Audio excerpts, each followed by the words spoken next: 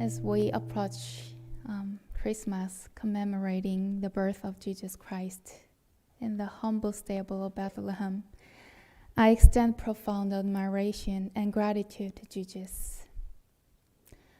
Through his birth, the realization of profound truth and his selfless sacrifice for all humanity, his light continues to illuminate the hearts of all humankind for over 2 millennia. On this special day, as I contemplated the message to convey, the love of Jesus came to my mind. And I wanted to share a warmth in my heart like that of the saints, even more radiant than the sun. I must confess that actually I didn't know much about Jesus when I was 20 or so. Biased based on the unfavorable behaviors exhibited by some Christians in Korea had subtly influenced me, and I lived with an underlying belief that Won Buddhism is the superior one. During my university days, I had a close roommate who was a devout Christian. Unconsciously, I harbored thoughts like it would be better if she didn't follow Christianity. One day, in my dream, she even hung a cross in our shared space, and I felt a sense of unease, and suspicion began to creep in. It left me with a lingering discomfort for a long time.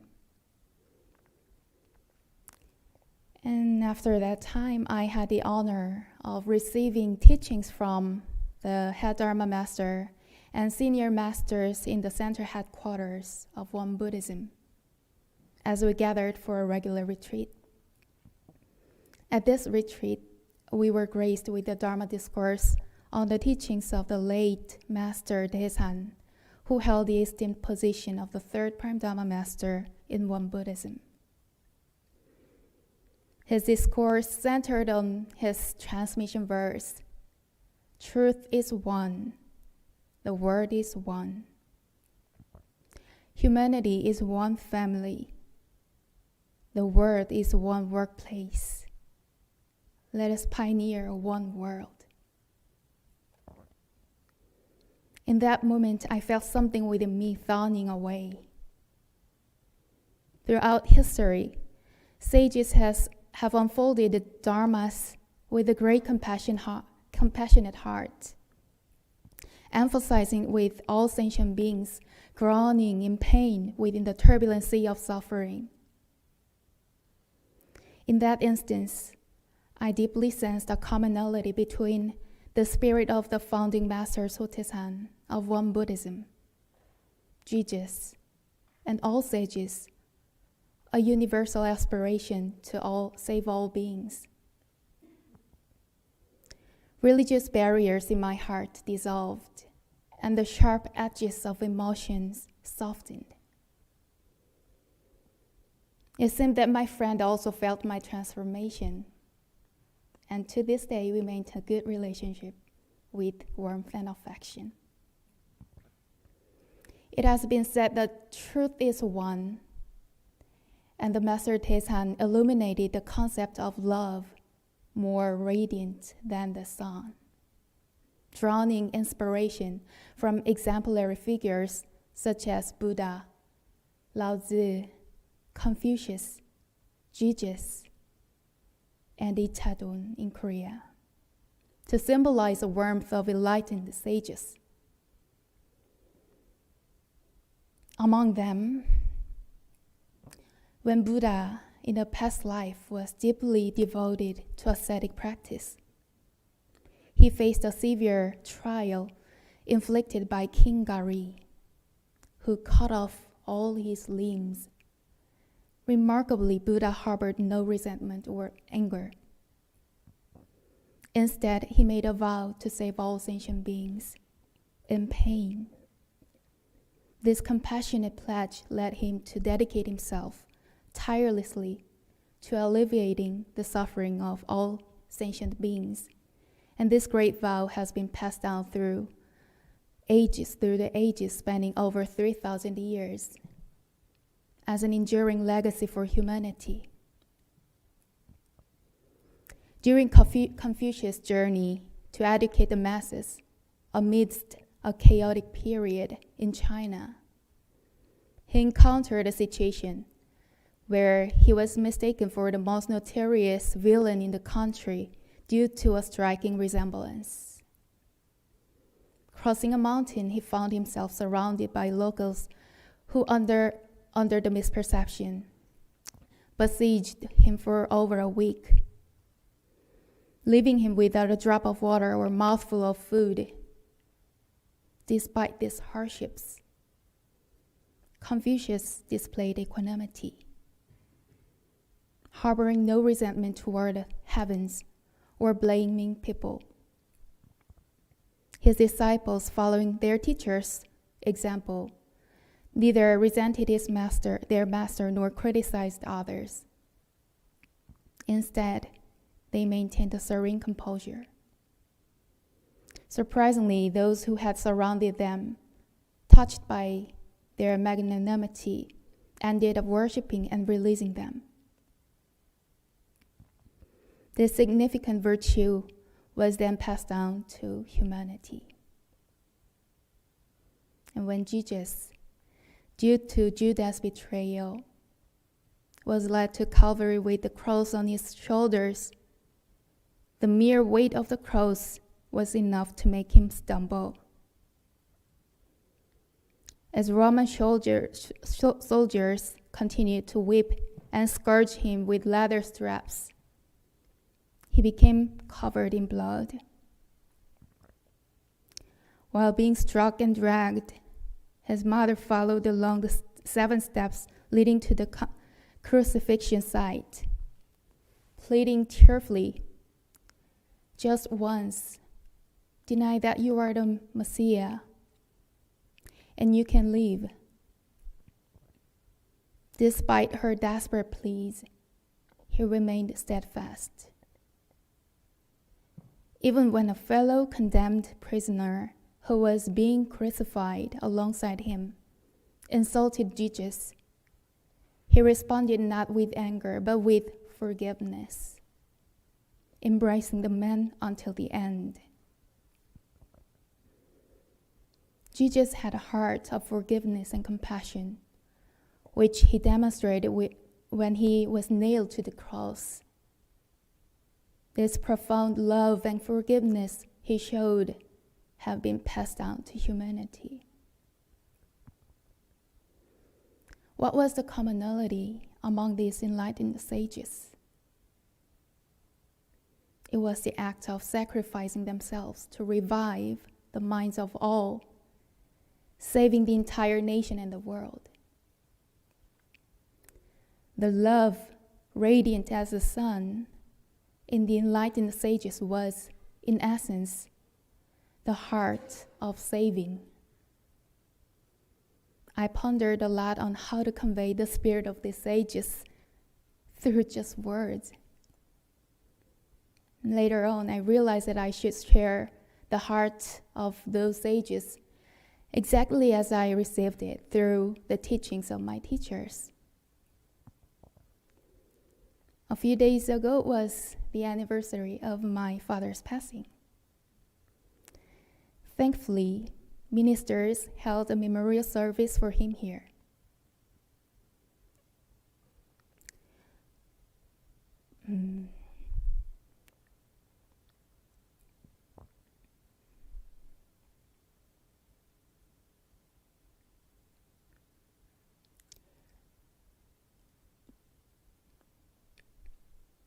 My father was an extremely loving person.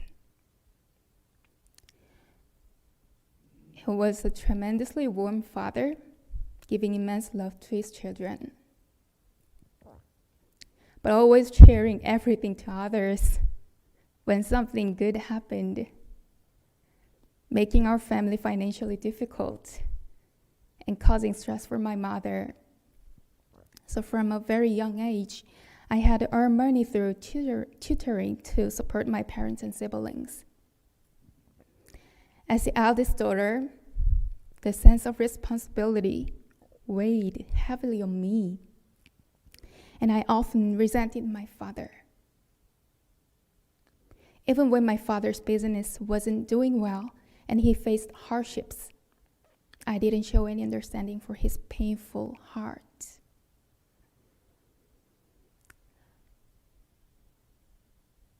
During my college days, I was studying in the library when my father caused another problem, and I had to help.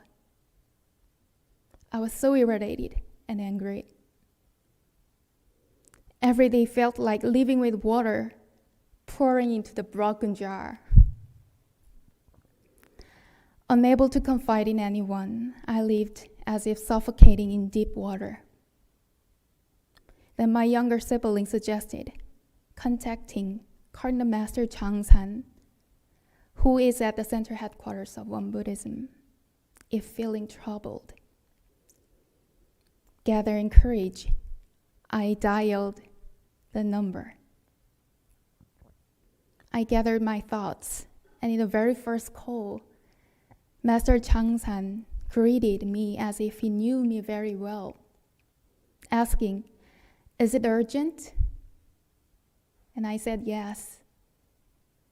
I went to meet him in Iksan, in Korea. Master Changsan had finished his meal 30 minutes earlier, waiting for me with both hands held out warmly, saying, "Welcome."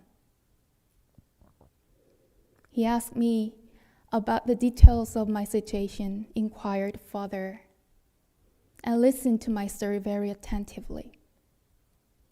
It was the first time I had shared my pain with somebody else. His wholehearted listening is vivid in my memory. Master Changsan suggested that my siblings and I pray for our father at the very same time every day, and suddenly clasped his hands, asking me to pray. Holding both of my hands, he led the prayer. He prayed, "Yeowon's father is not originally like this, but is struggling under the burden of responsibility, causing pain to the family." Suddenly my heart vibrated. I began to see the arrows of emotions I had shot at my father countless times.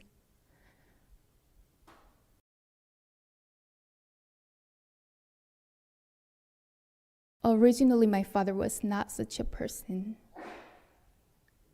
And after finishing the prayer, Master Changsan warmly told me that my father would recover within a year, and when he does, to bring a box of apples as a token of gratitude. And me and my siblings diligently prayed after that. Remarkably, as if it were a miracle, my father's spirit gradually revived. He attended a retreat in Hawaii, returned to the temple after the decade, and saw improvement in various aspects of his life. And I bought a box of apples to bring him, shedding tears of gratitude for the heart that melted my frozen heart with profound grace. I shared this story during a regular retreat conversation time. My teacher shed tears upon hearing it.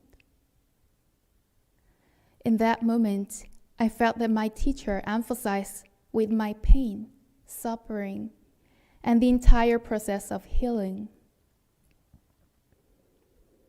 Instead of silently grappling with the issues in my relationship with my father, I started openly discussing them with my teacher during Dharma services after that. And one day I wrote the following in my journal, and I found that recently. Can I uplift someone who has fallen into despair For a long time, I remained bowed down in frustration and self-blame. Now, a slow reawakening is taking place. I want to build my skills and learn thoroughly so that I become a person who saves and uplifts others, no matter who they are. If it weren't for the love warmer than the sun, the love I received from my teachers, a love that saves hearts and the world, I probably wouldn't be here today. My teachers, in turn, have embraced the spirit of the sages, a spirit passed down from Master Taesan, who himself received it from founding Master Sotaesan and the second head Dharma Master Jeongsan. And finally, I'd like to share one more story with all of you. The third head Dharma Master Taesan composed a scripture called the Conclusion of the Prayer. By combining 4 prayers he had recited throughout his life just before entering nirvana. In this scripture, phrases such as world revival, the way and its power revival, religious orders revival, sages revival, mind revival, are encapsulated along with the words, truth is one, the world is one, humanity is one family, the world is one workplace, let's pioneer one world. Let me share the process of how Master Taesan declared his scripture. In his 30s, Master Taesan suffered severely from tuberculosis, leaving one of his lungs nearly non-functional.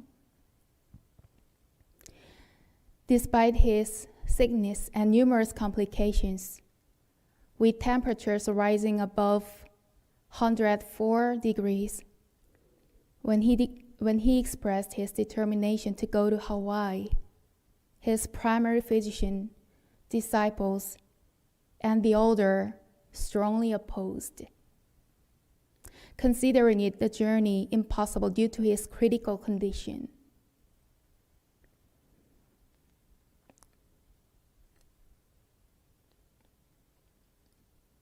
Nevertheless, Master Taesan resolved to go, facing tremendous difficulties.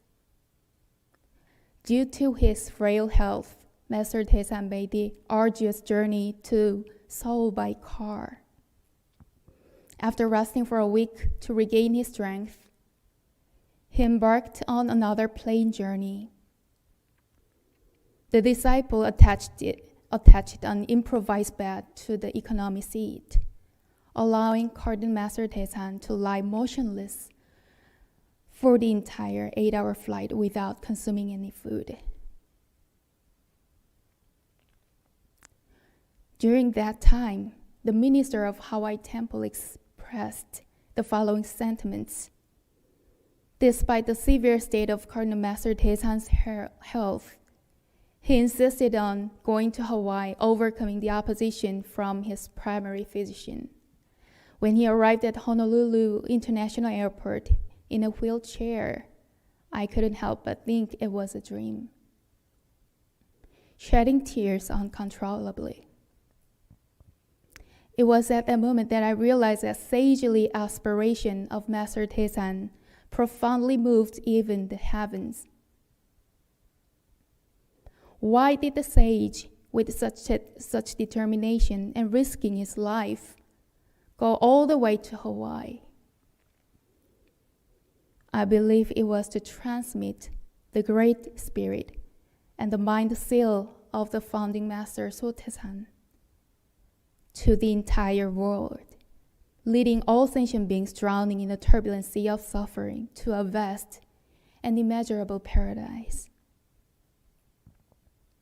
So who is the sentient being drowning in the turbulent sea of suffering? Is it the numerous people we encounter in our daily lives?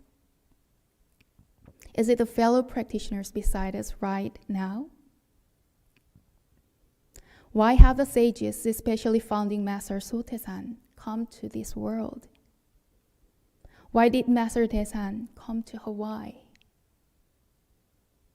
Why did they dedicate their entire lives to spread these dharmas? I invite each of us to take a moment to contemplate who this sentient being in the turbulency of suffering truly is. In the beginning, I too thought that the founding Master Sotaesan and all sages simply came to save the entire sentient beings drowning in the turbulency of suffering and to rescue the ailing world. But the suffering sentient being is none other than me. Before encountering Won Buddhism, I lived in tremendous suffering. The ailing society is none other than my family and neighbors I belong to, not some distant place. Who did founding Master Sotaesan and the successive sages come for?